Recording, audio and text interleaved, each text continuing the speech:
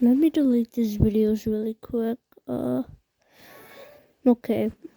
Anyways, I'm gonna be explaining the FNAF lore because I know the whole thing. Anyways, let's begin already.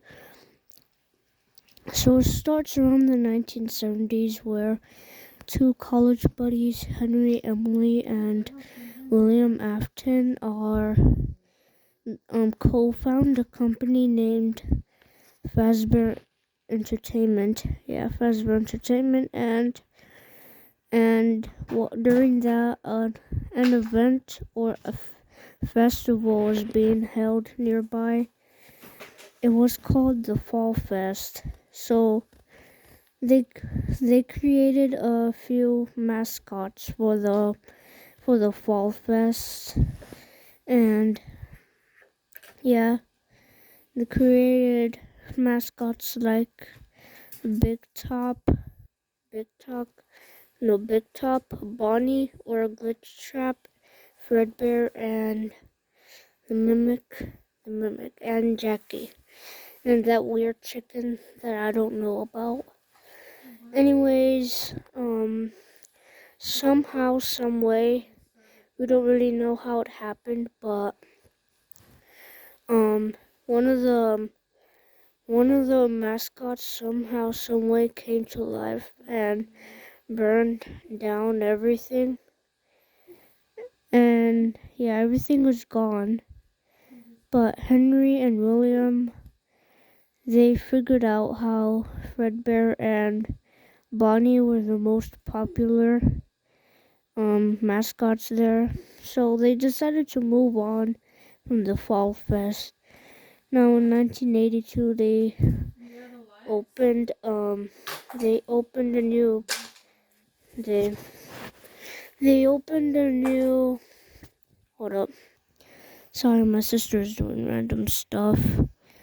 Anyways, they created a new pizzeria named Fredbear's Family Diner and moved on from the mascots and went to animatronics. Henry created a new type of suit called the Springlock suit, which could both hold a person inside and an endoskeleton inside that would perform when they were at the stage. But the thing is that when an endoskeleton was put in, there were many locks that would just latch onto the endoskeleton, making sure it was safe. One problem was that like the spring locks were so sensitive that if any moisture came in, the, it could potentially the spring locks would activate and crush a person's body when they're inside. Anyways, so yeah, it was very successful, and William would often take his two sons, Michael and Dave, with a crying child there, and Henry would have a newborn named Charlotte. Yeah, she would grow up throughout the series, but we only see her one time. Anyways, so yeah, the pizzeria was very successful, and one company tried to copy them and made another pizzeria based off of them and created obvious copies like Ned Bear and Mr. Hippo and Pick Patch, but they couldn't recreate Henry's work and his creativity, so there were large exposed batteries on stage that everyone would see, and it wasn't really successful. Didn't really get much profit, and yeah, it was closed. Anyways, Fredbear's Family Diner would go on to be a huge success. His then they would create another pizzeria in 1983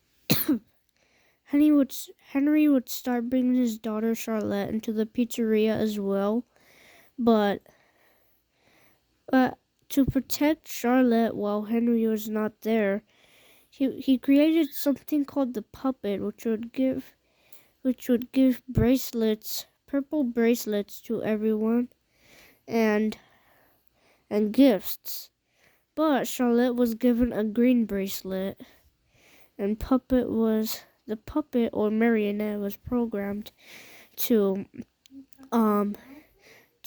watch Charlotte, supervise her, and make sure that she was safe, and kind of, I don't know what she did to the people that were mean to Charlotte.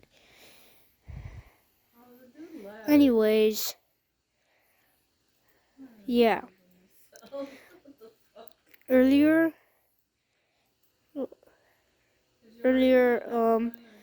William had found out that the Fredbear plush that his son Dave had was somehow alive and haunted, since Dave, or the crying child, would talk to his Fredbear plush a lot, and he apparently poured his agony and fear into it, which made it come to life. And William started getting a deep interest for haunted things, and he would Freddy. He would make an underground facility under his house to replicate the nightmares that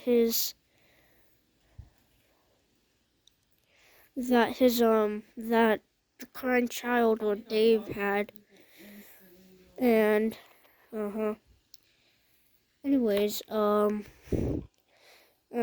back to the Freddy perspective. The Freddy perspective.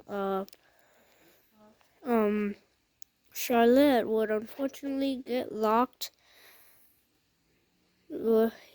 Charlotte would get locked out of the pizzeria by a few bullies. The puppet wouldn't find Charlotte for a while, but when she found him while Freddy was giving a few pizzas to the children, she would try to go to Charlotte, but William, who was trying to get another thing haunted, drove up to the back alley of the pizzeria. He went up to Charlotte, and she was murdered. No worries, just some random game franchise. Anyways, once the puppet found her, the rain, which was pouring outside, kind of broke the puppet's, kind of short-circuited the puppet as she was laying on top of Charlotte. Charlotte's soul would later begin to transcend into the puppet or marionette's body, and Marionette will now be haunted by Charlotte, or possessed by Charlotte. And now, yep. Well, the puppet found out what William did to the kids as he killed them and stuffed them into the suits of animatronics, and puppet helped the souls go into the withered ones and the toy ones, and even Golden Freddy, even Cassidy, yep, and a person named Jeremy Fitzgerald, which is some young adult who just turned into an adult. He's trying to find some money, looking for a job, and finds out about Freddy's Pizzeria. He then applies for a job as night guard there, and he gets accepted. and now he has to face a bunch of animatronics. Once he gets his paycheck finishing 5 nights at the pizzeria, the phone guy, I think, he is asked if he wants to do a bonus night, not a night, just day shift to watch a child's party. And yeah, Jeremy agrees to get that bonus paycheck and money. And the party taking place at Pirates Cove. He goes there and watches the kids as they do the birthday party. But Toy Foxy was there, and since the kids hated him, they just tore him apart, and yeah, he just became Mangle and just a random junk mess. But Mangle didn't really like Jeremy, so as Jeremy was watching,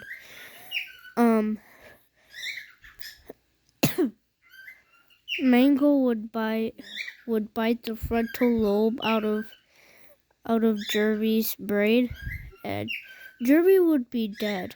Yeah. And now that's the bite of 87 right there. Even though a human body could survive with the frontal lobe, without the frontal lobe, Jeremy somehow doesn't survive and dies. Probably because of massive blood loss. Anyways, so again, because of that, William and Henry would close down the pizzeria. And then around the 1990s,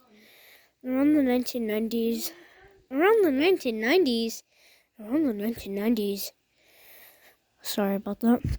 Around the 1990s, the early 1990s, they create another Freddy Fazbear's Pizzeria, but with the normal ones.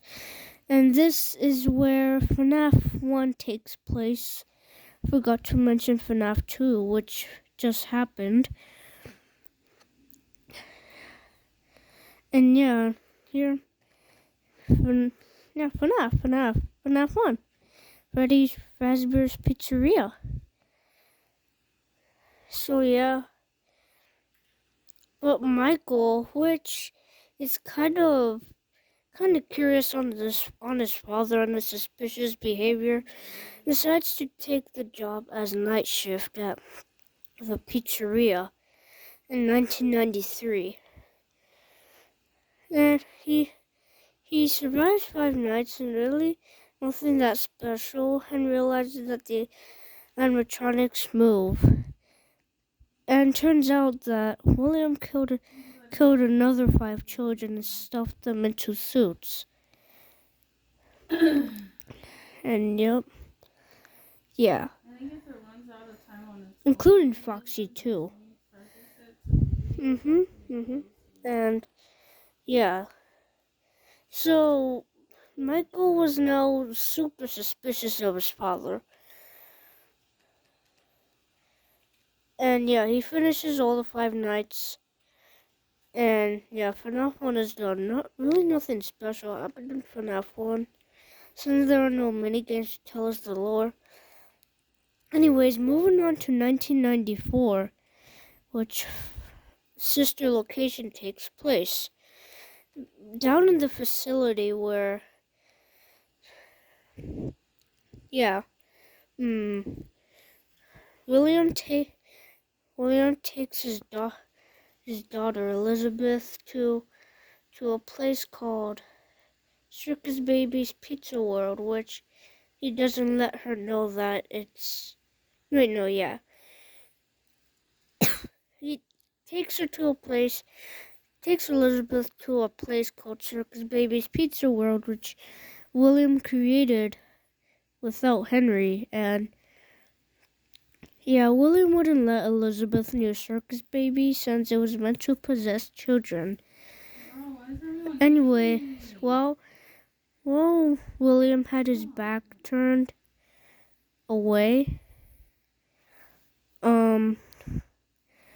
Elizabeth would go near Circus Baby and yes, Circus Baby would just grab Elizabeth and just take over Elizabeth.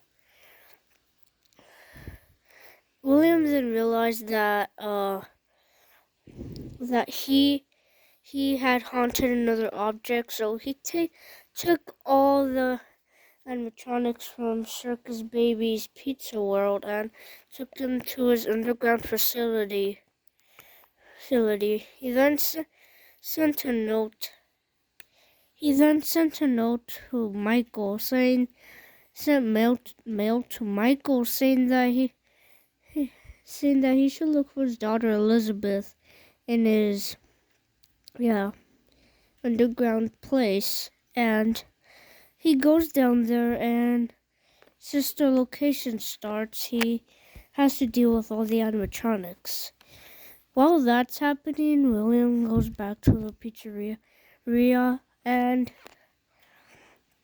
he meets the children that he meets the ghosts of the children that he killed, and he tries to hide in his old spring Bonnie suit, but the spring locks activate, and he dies, but he always comes back. Anyways, something unfortunate would happen to Michael as he's working on Circus Baby. She leads Michael to the scooper room, which turns out that all the animatronics there scooped their endoskeletons out of themselves and formed into this one weird endoskeleton mesh named Ennard. And Ennard would stab Michael in the scooping room with the scooper, have his organs scooped out, and then Ennard would enter Michael's body and possess him. And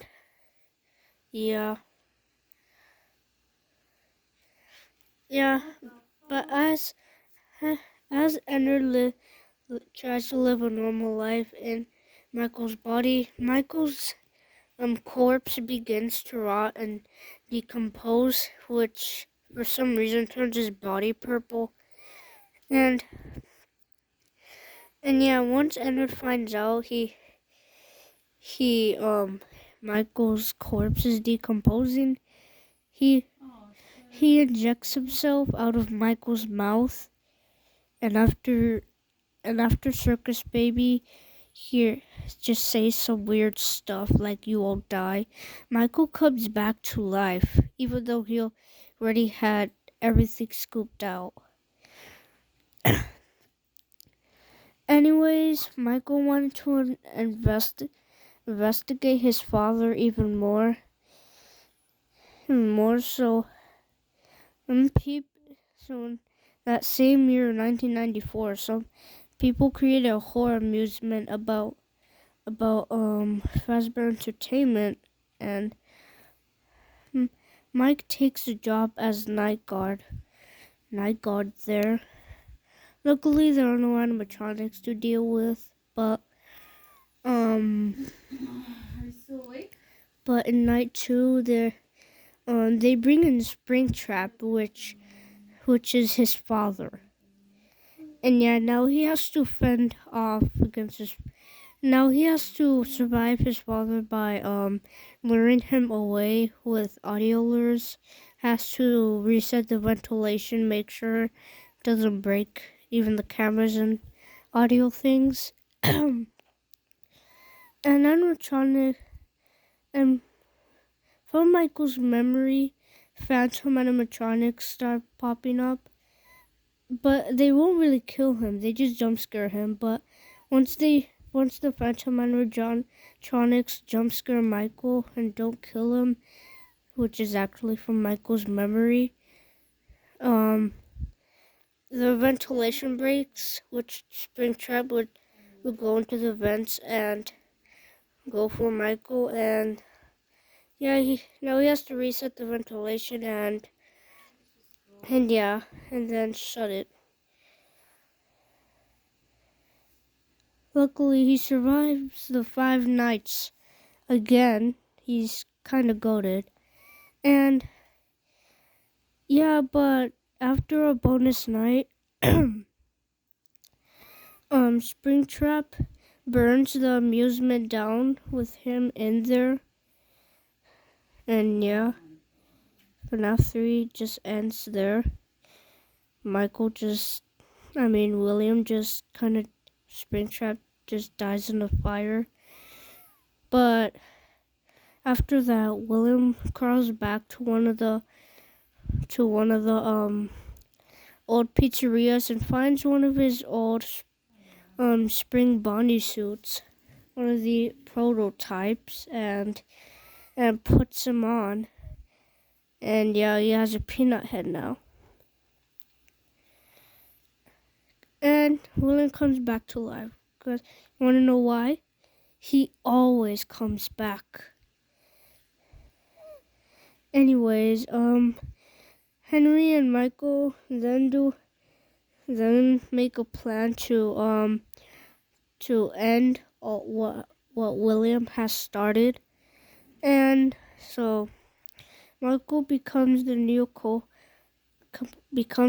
founder of Fazbear Entertainment. He renovates a new pizzeria and has to salvage some animatronics like Molten Freddy and Scrap Trap, which is actually Springtrap, just more decomposed, and a bunch of other stuff, animatronics, and Scrap Baby, which is Circus Baby.